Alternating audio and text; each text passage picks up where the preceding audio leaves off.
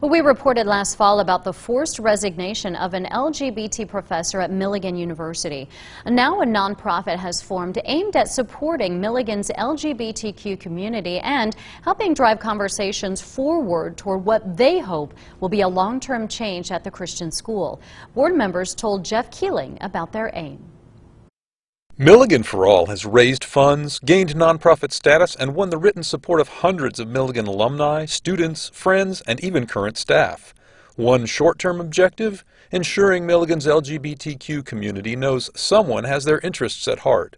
We intend to show solidarity for years to come until we can make change at Milligan, and we want that community to know that alumni stand with them, the community stands with them, and they're not alone. The group wants peaceful dialogue with Milligan's administration, but also changes at a university whose policies and practices, they say, make Milligan not welcoming for LGBTQ people.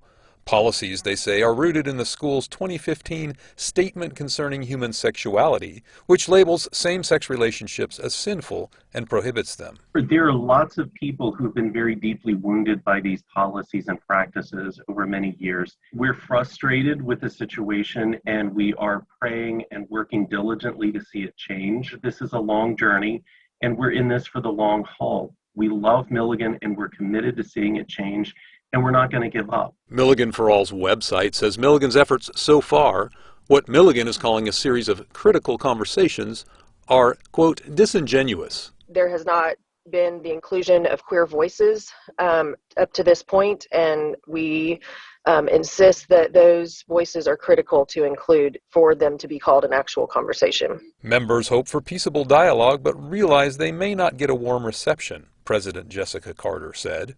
We remain hopeful, but we are also poised and prepared for a disappointing response or no response. In Johnson City, Jeff Keeling, News Channel 11.